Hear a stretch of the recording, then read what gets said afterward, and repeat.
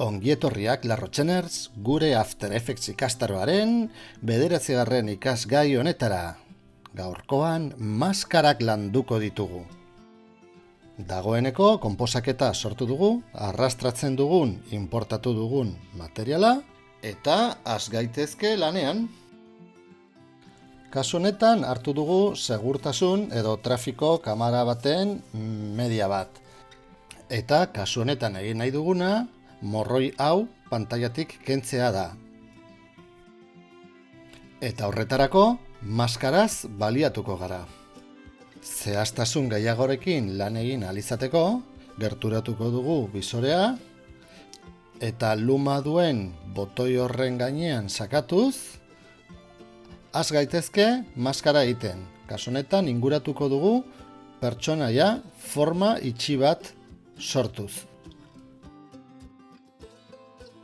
Maskara ixteko lotu behar dugu lehenengo erpina azken erpinarekin.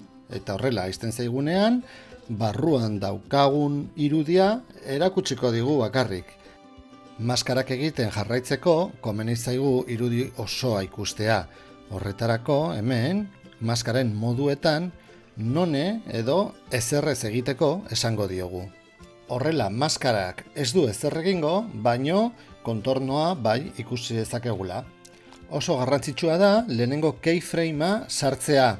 Bestela, naiz eta erpinak eta maskarak mugitu, ez digu animaziorik egingo. Hementxe 10 fotograma aurrerago joan gara eta beste keyframe bat sartu dugu maskararen erpinak mugituz. Poliki-poliki joango gara irudiaren ingurua jarraitzen maskararekin. Fotograma batekin bukatzen dugunean, urrengo batera joango gara, kasu honetan 10 fotograma aurrerago, eta prozesu berdina egingo dugu. Lan hau oso luzea eta aspergarria denez, kamera azkarrean jarriko dugu. Batzutan, playari emango diogu, dena ondo dijoala ikusteko, eta atzera joan beharko gara, keyframeen artean, konponketa txikiak egiteko.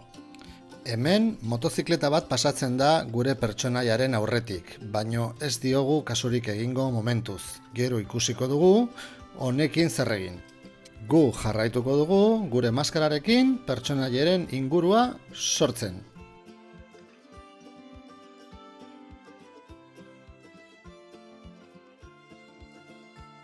Bukatzen dugunean, beti gomendagarria da, errepaso txiki bat egitea, ibilbide osoaren zehar, ikusteko ea pertsonaiaren zatitxoren bat gure maskararen ingurutik atera den ala ez. Ateratzen bada, modifikatzen dugu fotograma horretan maskararen forma eta listo. Kasu honetan, hor itzaltxo bat kanpoan gelditu zaigu, modifikatzen dugu maskara eta konponduta. Maskararen animazio guztia ondo dagoenean, hasi gaitezke urrengo pausoarekin. Pertsonai hori zegoen lekuan, orain maskararekin lortuko dugu zulo bat egotea, baino zulo horren atzean zer dagoen asmatu behar dugu. Horretarako arrastratuko dugu bideoa beste kapa batean eta honen kopia bat egingo dugu. Gure pertsonaia enmaskaratuko dugu berriz ere, kasu honetan zehaztasuna ez da oso handia izan behar. Eta esango diogu modu subtraktiboan jartzeko. Horrela lortzen dugu goiko geruza horretan zulo bat izatea. Orain, justo beheragoko dagon geruza desplazatzen badugu, hauxe lortzen dugu. Desplazatzen dugu aurrerago nahi dugun momenturaino.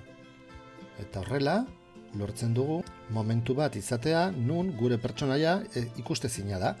Momentu hori kongelatzeko eskubiko botoia, time, freeze time eta horrela iraupena kongelatzea edo pausen jartzea lortzen dugu. Bi kapa hauek behera mugituko ditugu eta ez konfunditzeko arrosa kolorekoak jarriko ditugu. Orain animatuta daukagun maskara kapa horretan sustrakzio moduan jartzen badugu maskara, gure pertsonaia desagertu egin da. Orain daukagun problema da, motorra aurretik pasatzen den momentuan desagertzen zaigula ere. Hori konpontzeko, duplikatzen dugu kapa eta borratuko dugu gure pertsonaiaren inguruan dagoen maskara. Ze orain, motorraren inguruan beste maskara bat sortu nahi dugu. Ez dugu metrai guztiaren zehar egingo, baizik eta justu gure pertsonaiaren aurretik pasatzen den fotogrametan bakarrik. Hemen bai, interesatzen zaigula maskara nahiko zehatza izatea, ze motorraren atzean dagoena ondo ikustea interesatzen zaigu. Eta horretarako ertzak eta mugak oso garbiak izan behar dira. Horretarako, komeni zaigu zoom nahiko handia egitea. Motorraren inguruan maskara sortzeko prozesua kamera azkarrean jarriko dut.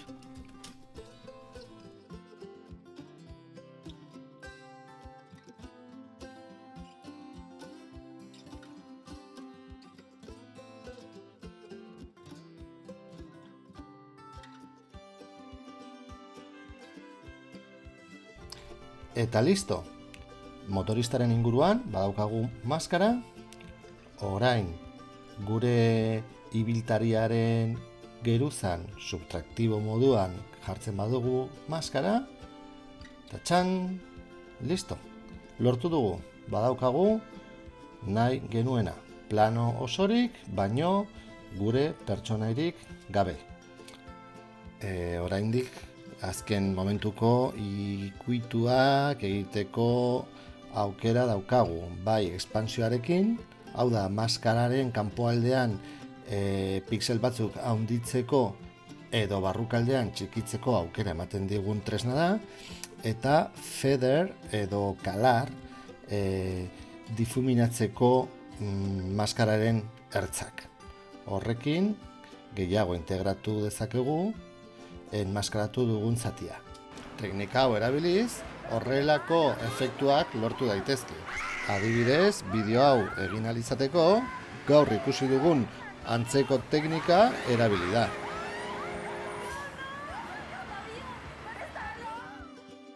Eta egin dugun ariketaren emaitzarekin uzten zaituztegu. Gaurkoz hau izan da dena. Eskerrik asko hortxe egoteagatik eta laizter arte Larrotxeners!